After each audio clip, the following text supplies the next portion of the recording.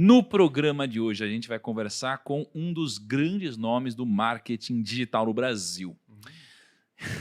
Ele chama atenção nas redes sociais pelo seu estilo de vida ousado, Carros, mulheres e muito sucesso. encorajando pessoas a usar a internet para lucrar através dos seus lançamentos cinematográficos. Mas será que é possível, Kaique, criar uma fortuna do zero, absoluto zero, através do digital? E será que é preciso de alguma habilidade específica? Será que acima da média? Será que você precisa ser mais inteligente que a média? Será que é sei. sorte? O que será que é necessário para isso? Hoje, a gente vai entender o que funciona, a gente vai entender o que é ladainha, a gente vai entender o que faz sentido, a gente vai entender o que é preciso para faturar 7, 8, 9 dígitos. Caramba. Pô, 9 dígitos. Será? É uma coisa bacana, hein? Que coisa, não é Independência mesmo? financeira, 9 Cara, dígitos. será que daria para imaginar lá atrás, 18 anos, trabalhando de barman, carregando bandejas, e imaginar Ai, faturar ai, ai. 9 9 dígitos, dígitos cara? é ousado. Eu não sei, vamos descobrir no dia de hoje. E é justamente por isso que estamos aqui com Thiago Finti, que é especialista em marketing digital, estrategista e aprimorador de funis de venda.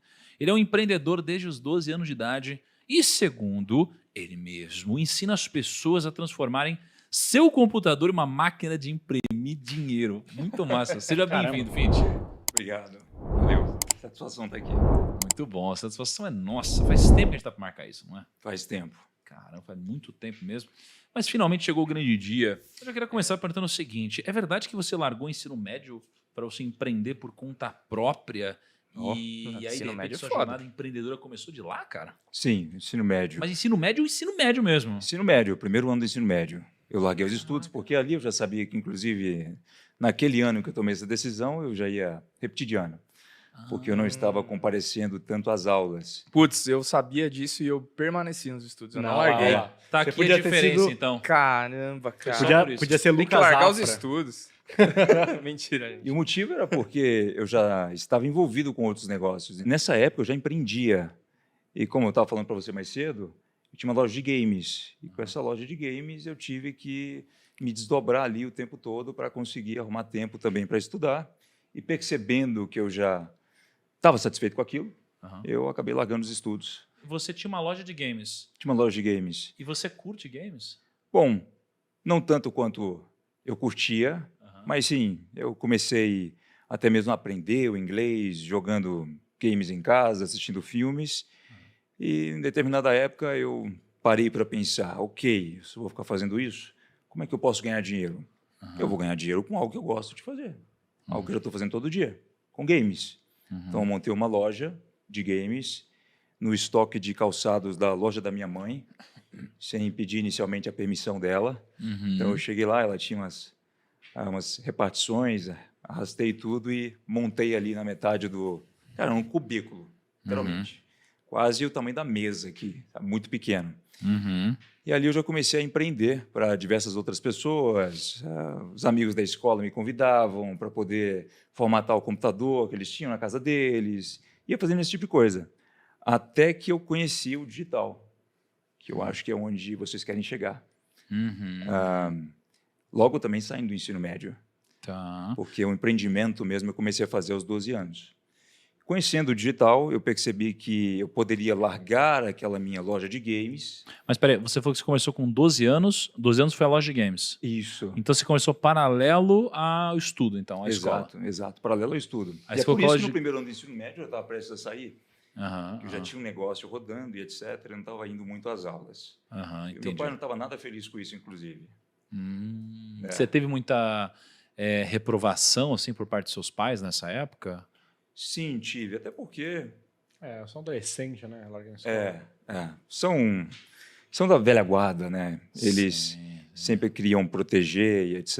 E ficavam bastante preocupados. O meu pai, então, mais preocupado ainda do que a minha mãe, por exemplo, com os estudos, porque ele percebeu que na vida ele perdeu uma grande chance se ele tivesse continuado os estudos e etc. Então, aquilo ele tentou passar para mim a todo custo. Então, sempre foi muito focado nessa parte. Quando eu tive que tomar essa decisão, foi bem difícil para ele e para minha mãe, inclusive. Como que foi? Olha só, eu tiro 3 coisas do que você falou importantes, que são características de um empreendedor. e que geralmente nos levam a um caminho positivo em relação ao sucesso. A primeira das características que eu percebo aqui é que você falou que você pegou o fundo da loja de sapato da sua mãe, ela não sabia ali na época, e você usou aquilo quase que de depósito, quase que para você construir a sua loja, né? Uhum. E eu vejo que, de certa forma, o empreendedor ele tem uma coisa de ele não avisar o que ele vai fazer, ele faz. Exato. Né? Então tem gente que fica avisando, falando, perguntando, pedindo, planejando. Será que eu posso? Sabe qual que é o que eu pensei nessa época? Se eu perguntasse para ela, ela diria não. Aham. Então, eu arredei todas as estantes de calçados, porque eu estava no estoque. Eu não estava na loja, literalmente. As pessoas, para saberem que eu estava ali, teriam que ser avisadas, né? Os amigos de escola iam lá, frequentavam, etc. Mas eu sabia que se eu avisasse a minha mãe, eu pedisse a permissão, provavelmente ela não deixaria. Perfeito. E o que eu fiz foi, ok, eu vou organizar esse lugar, vou acumular todas as estantes em um só lugar, vou limpar essa área e vou colocar aqui todas as coisas que eu preciso na parede. Perfeito. Eu vou furar a parede com uma furadeira. Nem sabia. Eu peguei uma furadeira, conectei numa extensão e ali já jovem eu estava furando a parede, pregando as coisas conforme eu mesmo já estava... Eu encomendei uma marcenaria, isso antes de avisá-la.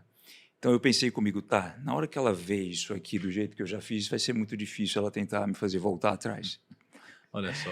Ó, Se acontecer, tá ferrado. Eu fiquei com uma dúvida, como é que funciona esse negócio que a gente falou aqui do PLR, né? Que tá bastante gente falando Private disso. Label Rights. Rights, é. E aí eu fiquei com dúvida de como que funciona isso realmente na prática. Vamos supor lá, tem um curso... Vamos pegar eu queria exemplificar, assim, para entender na prática como é que funciona isso. Conta um exemplo com números. Tá, nós temos, por exemplo, diversos especialistas e pessoas que têm uma propriedade intelectual e resolvem vender isso. Mas dá um exemplo, assim. Se você quisesse pegar, sei lá, do primo aqui, fazer um PLR com... Daria para fazer isso? Sim, óbvio. Dá? Então, Dá Como pra que ele botar a galera faria para isso? vender um produto nosso? claro, Que não seja através de um programa normal de afiliados? Existe uma diferença entre isso? existe uma diferença, né? O afiliado ele vai pegar um produto pronto de uma plataforma, ganhar um link ali de divulgação e ganhar uma comissão em cima daquilo. Tá. Quando a gente fala de private label rights, eu compro o seu produto, me torno produtor e ganho 100% dos royalties. Entendi. Ok. Você E, compra. e, como o- que e o- e o funciona? autor ganha um fixo, por assim dizer, que você Ele comprou o ganha- direito intelectual dele. Diversas formas. Geralmente, esses produtos são oferecidos em um único pagamento. Entendi. Mas como funciona o mercado secundário disso? Por exemplo, justificaria um Thiago montar um produto para que eu vendesse para alguém Não. Ou não valeria a pena? Não. É mais para quem talvez não conquistou Exato. a sua distribuição. Exato, exato. Então, essa modalidade é muito para pessoas que não querem aparecer, não têm uma habilidade única, elas não querem fazer o que nós chamamos de uma coprodução. Então, isso se encaixa mais nesse modo. Quando eu tive o insight para fazer o primeiro PLR, a única coisa que eu queria na minha empresa era fluxo de caixa. Eu quero aumentar o fluxo de caixa para que eu possa cobrir uma certa folha de pagamentos para trabalhar outros produtos. Entendi. Então, acabou dando mais certo do que eu imaginei. Mas quando você vai fazer PLR, você diz que é você produzir esse produto para você vender para alguém que vai distribuí-lo, ou é você comprar produtos de outros produtores para você distribuir? É a segunda opção. É a segunda opção. Exato. Então é você montar um acervo de produtos onde você vai comprando isso daqui, ou seja, você tem um mercado primário, você compra tudo isso, você traz aqui para o seu portfólio de produtos e aí você cria um fluxo onde você começa a distribuir isso daqui para as suas audiências respectivas. Exato. Exatamente E aí você isso. já não tem mais custo fixo porque agora o produto é seu. Exato. Exato. Tá. O que muita gente erroneamente pensa sobre o PLR é que essa sigla é sinônimo de dinheiro. Não, essa sigla não tem nada a ver com isso. É só um método para você conseguir colocar as mãos em um produto de uma maneira mais fácil, mais rápida, digamos assim. Já está pronto, tem alguém dizendo, ok, eu sou especialista nisso, eu posso te vender esse material por esse pagamento ou por esse acordo. E daí, a próxima coisa que ela tem que se preocupar em fazer com maestria é aplicar as técnicas corretas naquele produto para que ele possa vender. Porque ele não vem com as técnicas.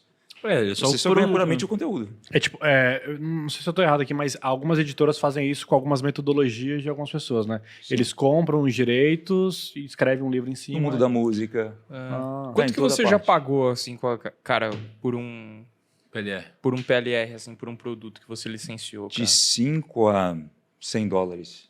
100 Caraca, dólares? baratíssimo Tá isso. tirando. Vou comprar, vamos Não, mas comprar quem de que vai bacia vender aí, isso? cara. Comprar de bacia. 5 a Não, 100 mas quem que vai dólares. vender isso? Os materiais geralmente são muito compilados, depende muito do conteúdo. Existem várias formas de você fazer PLR. Às vezes Vamos pode ser lá. um artigo. Quais são os de... Exato. Quais são os de 5 a 100 dólares? São os PLRs de artigos... 5 dólares? Um 5 artigo, dólares. você pensa em artigo científico, que você transforma em metodologia e Exato. é seu. Se você pega aquele conteúdo, trabalha, modela, lapida, a fim de colocá-lo também à frente de outro especialista que vai poder te comprovar que aquele material realmente funciona, quando você o empacota, você coloca o ticket que você quiser. Muitas pessoas já questionaram, né, qual é a diferença de um café para um copo normal para um outro café num copo do Starbucks. É o branding, é o envelopamento do produto. Por exemplo, eu já percebi, não sei se vocês passaram por essa experiência, que ao comprar alguns cursos, até mesmo norte-americanos, eu pagava cerca de 900 dólares num conteúdo, É o branding 2 mil diferente. dólares num conteúdo, enquanto esse conteúdo está ali na livraria a R$19,90. Sim. É igual palestrante internacional, né? Falando em café, a gente podia um cafezinho aí, né, turma? Eu aceito. Agora, cara, então... não, esse negócio é muito louco mesmo, porque eu vi um vídeo hoje de um amigo e ele mostrou 2 copos de vidro. Sabe aquele copo bem padrão de vidro? Ele falou, por que esse copo aqui é, sei lá, R$5 e esse daqui é 50? Um copo de requeijão ali? você disse? Quase um copo de requeijão. Tá. Ele falou, por que esse daqui é R$5 e esse daqui é R$50? Se é a mesma coisa. Ele falou, porque esse aqui tem o logo do Santos. Produto licenciado, entendeu? É a mesma coisa, só que tem um branding diferente que vem atrelado com toda aquela carga do Sim. torcedor. Eu já sabia lá atrás que eu tinha que fazer um ajuste no meu nome. Então, ele tem vários sobrenomes, eu poderia escolher vários, as pessoas começam como Finch. Quando as pessoas vêm me perguntar, Mas Finch é seu sobrenome?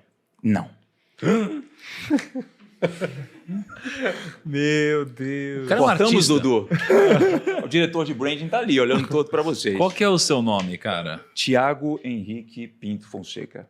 Realmente Thiago é nome de Henrique pobre, Pinto não ia dar Fonseca. certo. Realmente não ia dar certo. Realmente Exatamente. não ia dar certo. Cara, e quer saber uma coisa engraçada?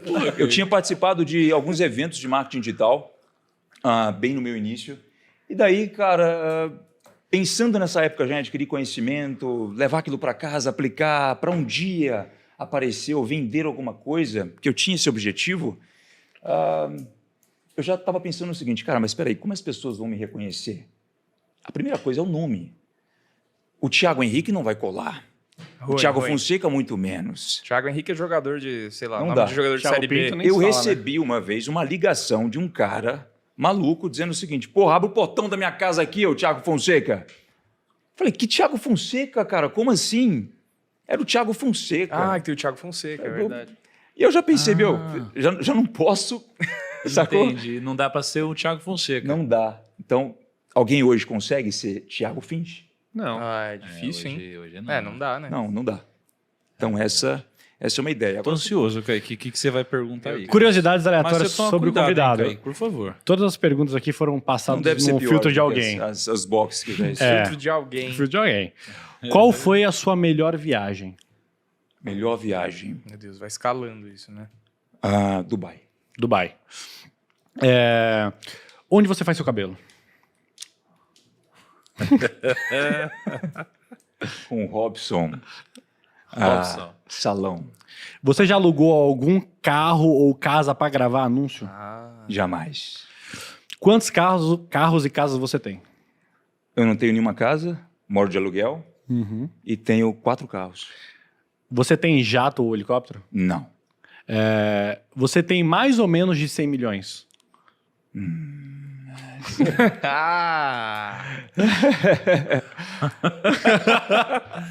Cara, essa é foda de responder. Essa é foda. É que chama a hora que o cara Tá já bom, não tá sabe bom, mais não, tudo Será que bem. antes de eu responder o tio dos meus pais, lá da cidade que eles estão? Não, tudo bem, tudo bem. Quem cuida dos seus investimentos? Hoje, porra. Hoje eu tenho uma empresa de corretagem que cuida disso, Entendi. mas eu não estou muito antenado nos meus investimentos. A gente tem que Pergunta conversar. quem vai cuidar dos investimentos dele. Quem vai cuidar dos seus Exato. investimentos? A gente tem Melhor. que conversar, Isso aí depois a gente fala. Não, Mas pergunta bota esse pra ele. papo aí. Quem vai cuidar dos Quem vai cuidar dos investimentos seus investimentos? O primo rico. Olha dele? Não, só. peraí que ele mexe Fechado. palmas agora, hein? Pelo amor de Deus, hein? mas CAC tem mais, calma aí, zero. mais. CAC Isso eu vou zero. ser Operação sincero. CAC zero. Nisso eu tô precisando de umas aulas. Mas a Uma gente pessoa vai pra Ah, mas aí a Não, gente aula resolve. não. Você não Tem precisa se preocupar com isso. 40 pessoas lá em cima, É. muito bem treinadas. É isso. O que mais? Você sabe quanto que custa uma passagem de ônibus em São Paulo? Não tenho a mínima ideia. É abrangente essa. Qual é a sua verdadeira voz? São perguntas que as pessoas fazem. Centro de São Paulo.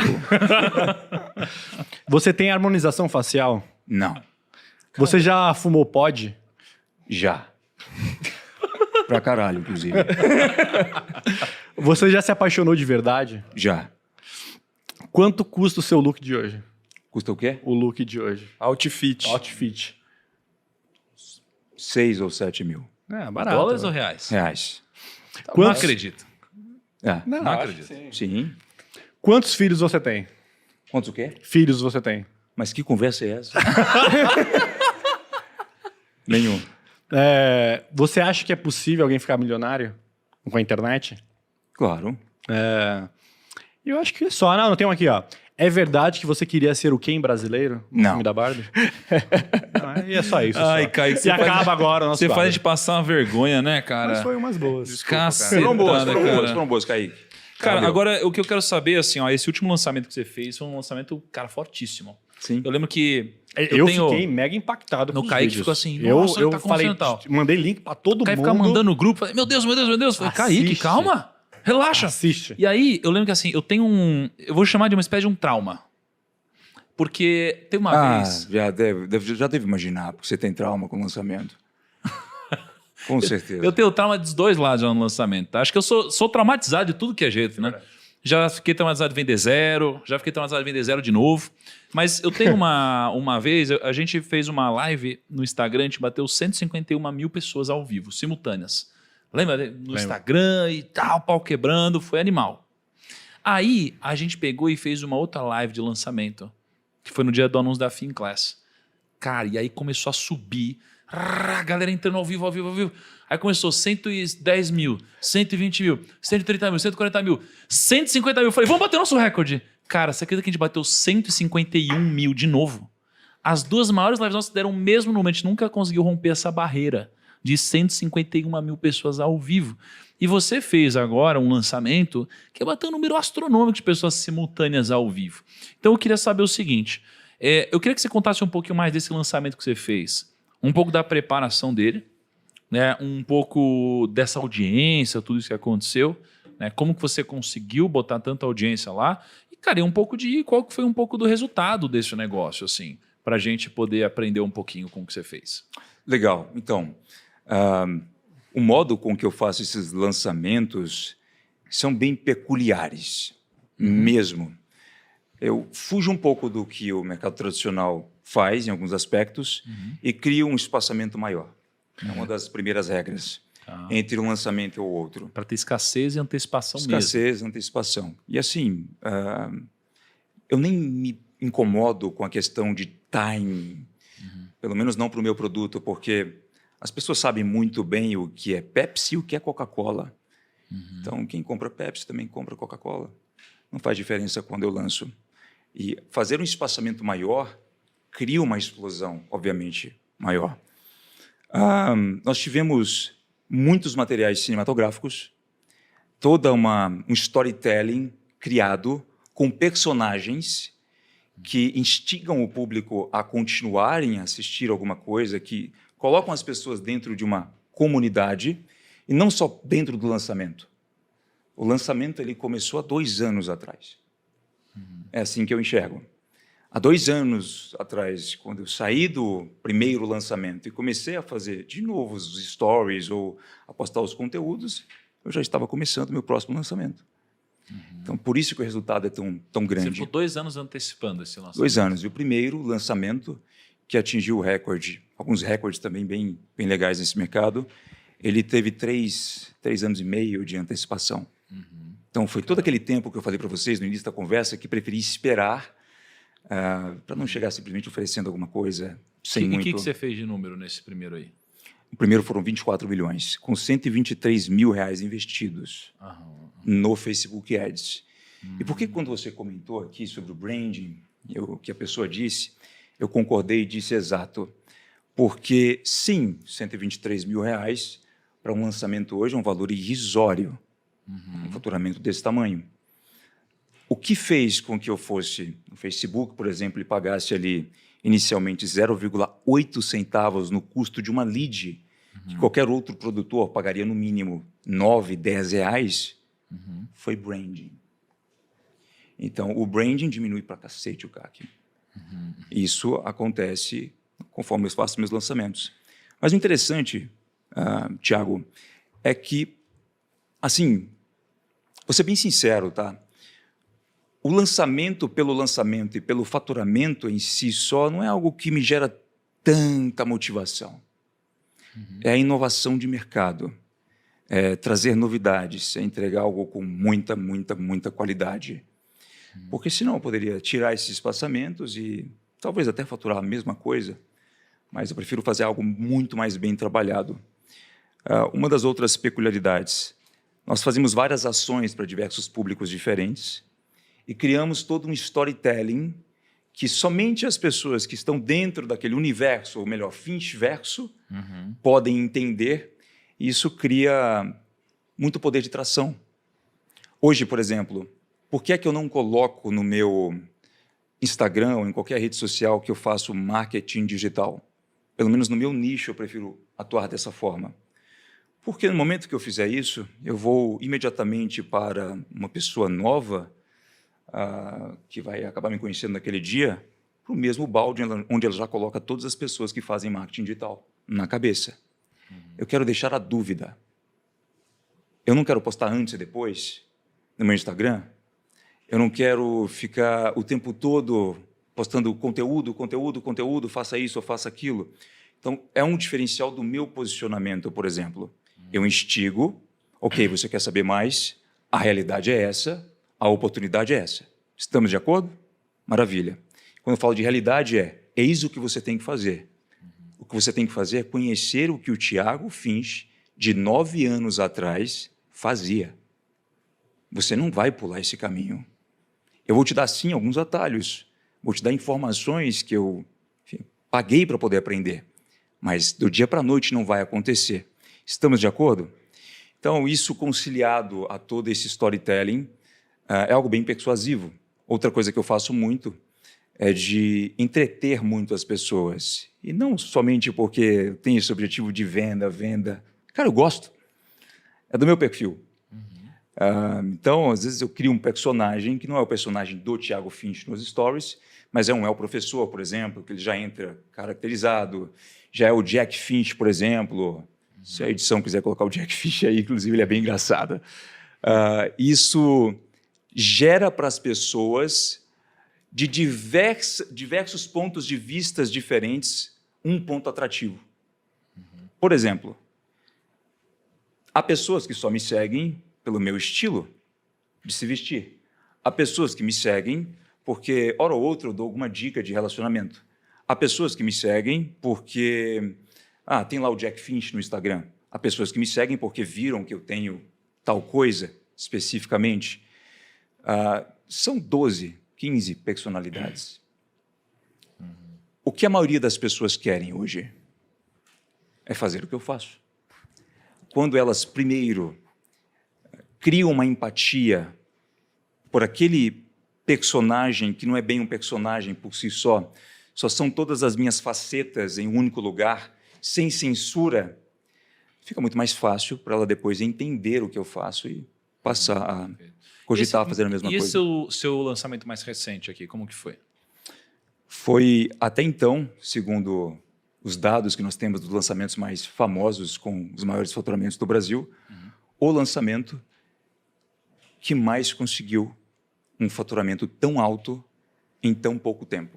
22 dias de carrinho aberto, nós atingimos um faturamento que ultrapassou, até então, a outro especialista que havia se lançado também.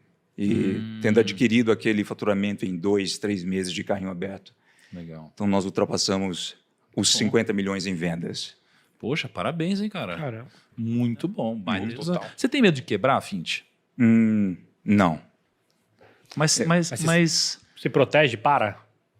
Me protejo bastante. Eu peguei uma regra de um livro e utilizo até hoje. Não gasto mais do que 10% daquilo que eu ganho.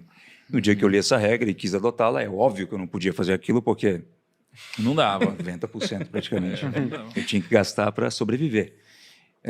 Mas eu passei a fazer isso e levar a sério. E é muito gostoso, porque eu coloco no meu wallet, por exemplo, aquilo que eu posso gastar de acordo com o que eu ganhei, e eu não dou conta de gastar mais os 10%. E se acumulam para o próximo mês, para o próximo mês, para o próximo mês, para o próximo mês, então está ali.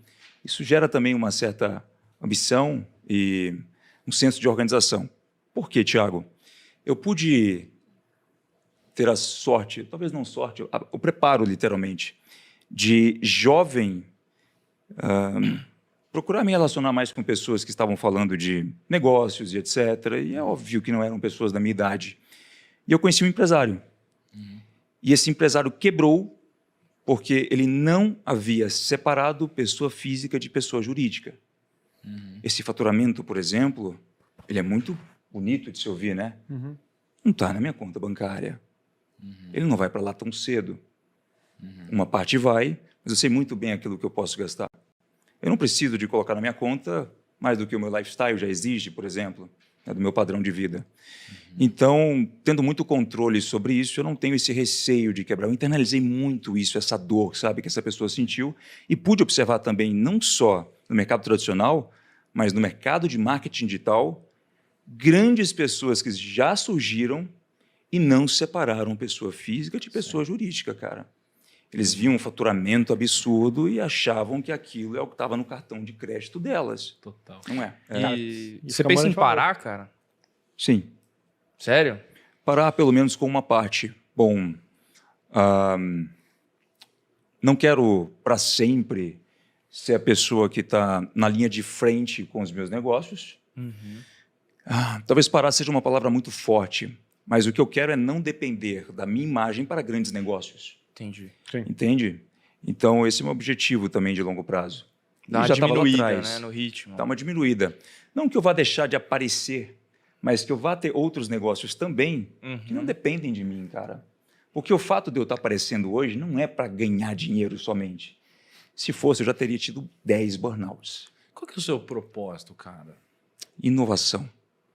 Mas Excelência. inovar e fazer e demonstrar excelência no que você faz é o que é o seu propósito de vida, assim?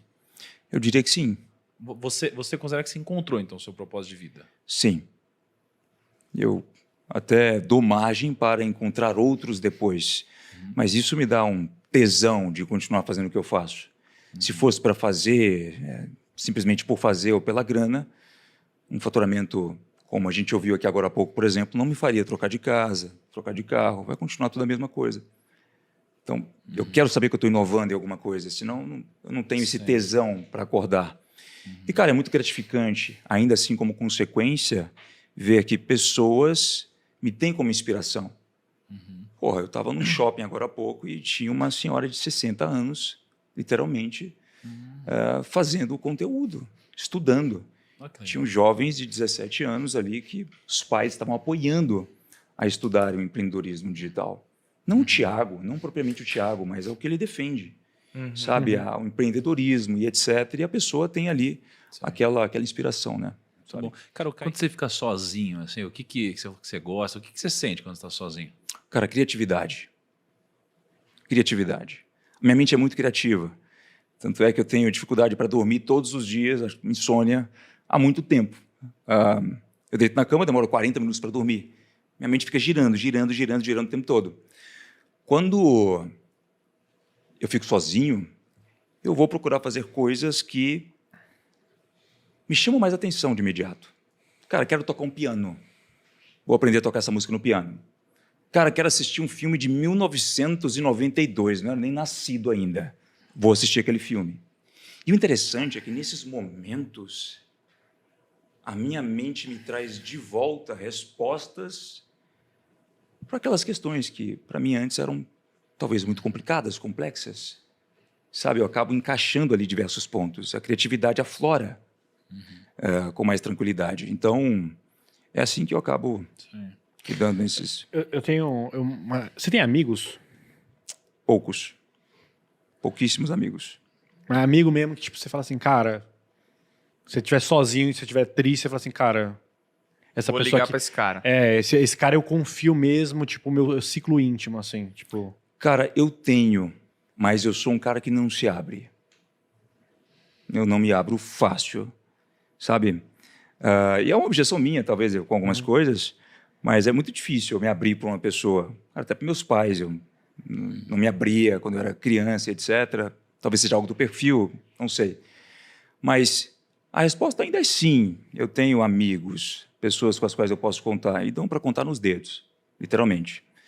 Uma coisa que eu sempre fui muito esperto em fazer é de entender em poucos segundos as intenções de outras pessoas.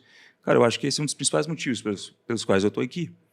Sabe? Não é só pelo conhecimento no digital, não é só por, enfim, inúmeras coisas que as pessoas veem, mas pela habilidade de saber estar com as pessoas certas, identificar facilmente o que uma pessoa quer, por exemplo, ou não quer. E outras pessoas não conseguem fazer isso de forma tão fácil.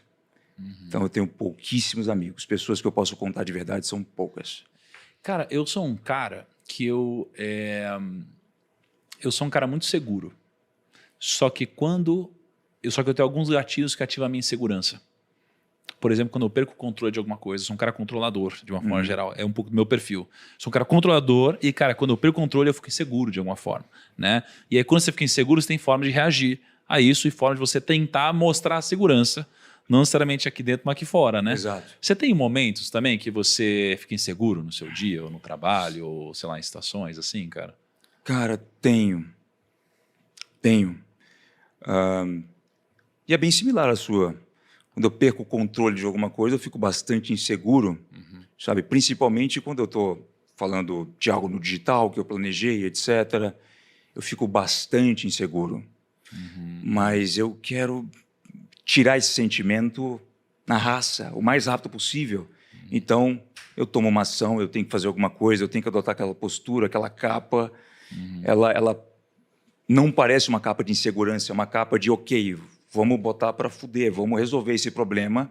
Se você não conseguiu, me dá aqui que eu faço, ou então estou colocando isso na mão de outra pessoa, e aí eu fico louco, disparado para lá e para cá, por exemplo, resolvendo algo específico nesse sentido. É muito seu perfil mesmo.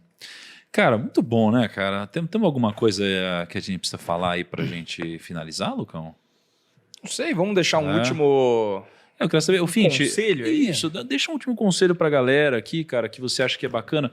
Todo mundo que tá ouvindo a gente, né? O Primocast, o pessoal geralmente são pessoas que estão tentando vencer, crescer, prosperar, empreender, investir, né? São pessoas que querem ganhar mais dinheiro. O que você deixaria de conselho pra essa galera? Cara, então, escute caras como o Primo Rico. Obrigado.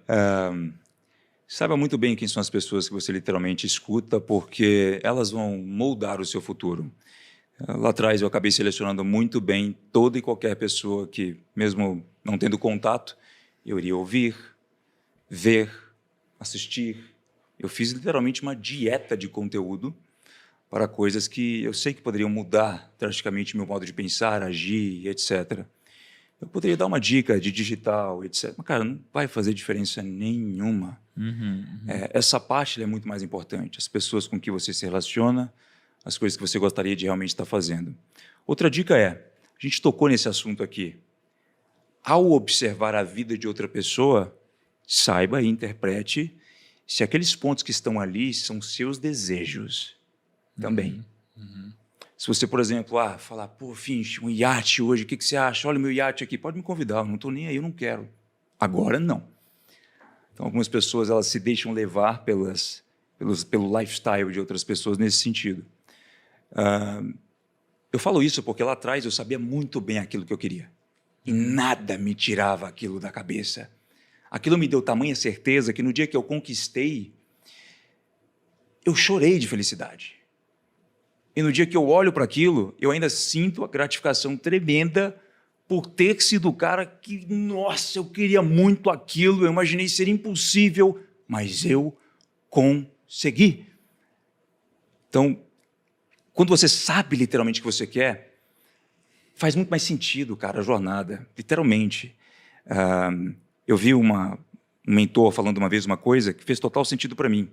Quando eu estou na dúvida de algo, quando ele está na dúvida de algo, ele para 2, 3 semanas da vida dele, se for preciso, para pensar no que ele realmente quer fazer, em quais são as suas próximas ações, porque depois que você começa, 99% de nós somos programados para entrarmos no modo automático. E aí você vai ver, tem 2, 3, 4, 5, 10 anos você está fazendo uma coisa que não era do seu feitio, mesmo talvez com dinheiro no bolso. Então essa é a dica que eu deixo. Muito interessante.